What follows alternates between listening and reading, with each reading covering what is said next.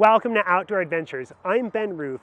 We are here at Vail Pass working our way over to the Shrine Ridge Trail. It's one of the oldest and most well-known hikes here in the Vail Valley, with the original path being set by the Ute Native Americans.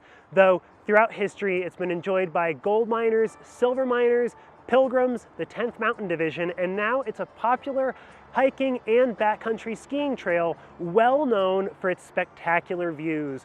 It's a fabulous panoramic view, but to get there, we have to get off at Vail Pass off I-70. If we're coming from Copper in the east, we're taking a left. Vail from the west, we're taking a right, and it's just a short drive before we hit a dirt road. That dirt road is the Shrine Ridge Road, and that's gonna take us a couple of miles up a few switchbacks, past some gorgeous campsites to the trailhead. Let's get started right now.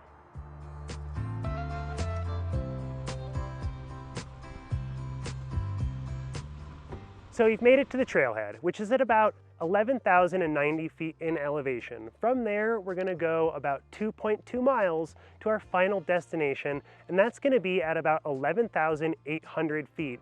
We're gonna lose 100 feet in elevation on our way to a beautiful alpine marsh that provides a wide open view of the 10-mile range and the top of Copper Mountain. After that, we're gonna be regaining our elevation. We're gonna gain a total of 900 feet for a finishing elevation of about 11,800.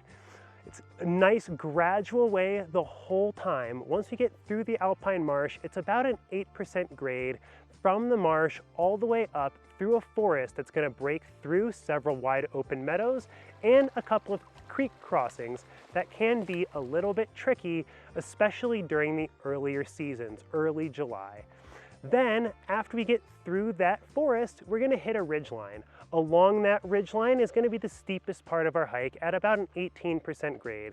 That's gonna sustain for about 300 yards, and then we'll hit our final destination, providing us those gorgeous panoramic views of the Vail Valley. Make sure we've got our snacks, got our water, and let's get started.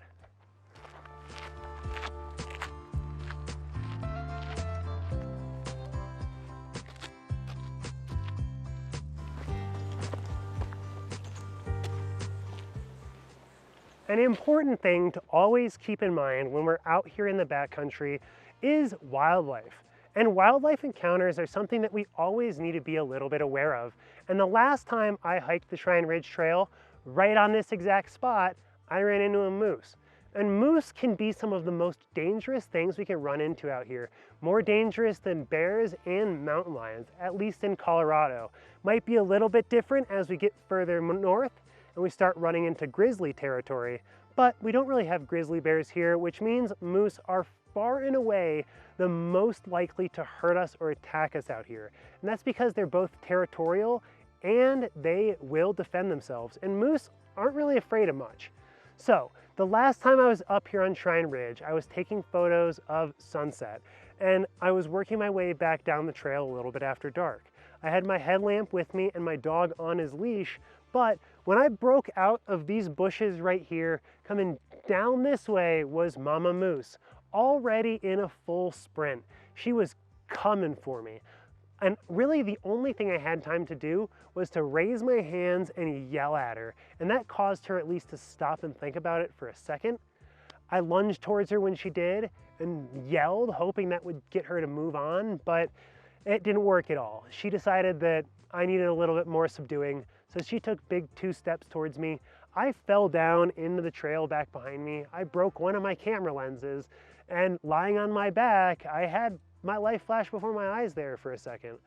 Fortunately, Mama Moose decided I was sufficiently subdued, so she started moving back up to where her calf undoubtedly was. But it's something that we always need to keep in mind when we're out here in the backcountry, and a couple of steps we can take to really kind of help us stay a little bit safer and reduce our risk of large wildlife encounters is to talk to our friends. Just a little bit of a running conversation or singing to yourself if you're hiking alone, that can help kind of alert some of those animals like moose, bears, mountain lions, that people are here and that if you don't want to deal with us, best to move on. So let's move on ourselves and keep on hiking.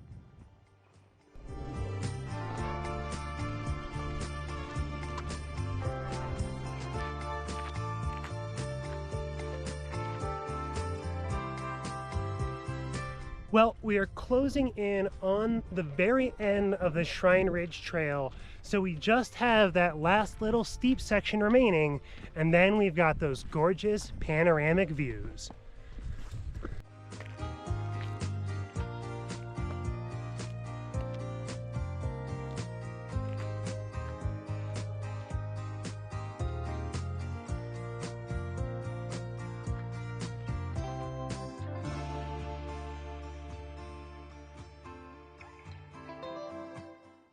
We have made it up to the top of Shrine Pass, and as you can see behind me, we've got the Shrine Rock right here and the Gore Range stretching on behind me in the distance to the north.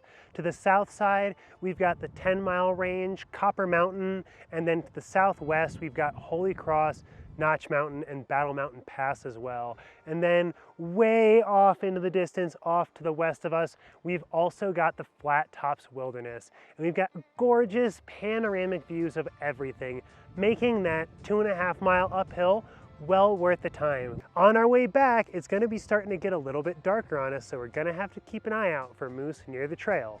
But before we head back, let's take a quick moment to throw another layer on because it is a lot colder up here, and let's grab a quick snack.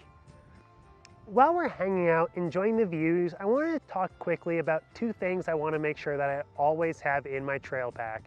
One of those is an insulator layer that's got some water resistance to it. The other important thing that I want to make sure that I always have with me is some food. And I want to make sure that food has both fats, carbs, and proteins in it, because having all three of those major macronutrient groups can really help us have good energy for the long haul on the trail. And my personal favorite trail snack are Wonderful Pistachios.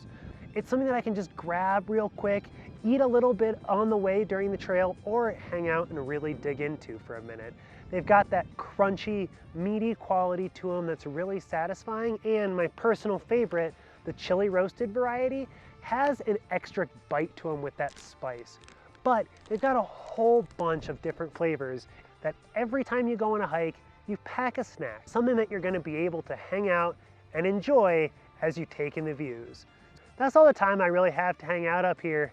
I don't wanna stay too long because if the sun starts to set, I might get attacked by moose again. So let's head on back down to the cars.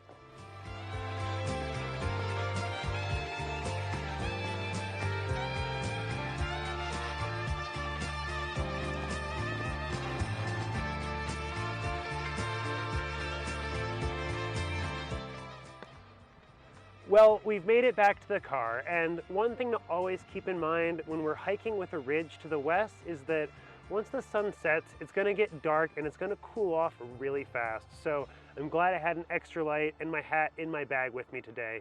Thank you so much for joining me on this edition of Outdoor Adventures as we continue to explore all of the wonderful outdoor activities the Vail Valley has to offer. I'm Ben Roof, and I'll see you next time.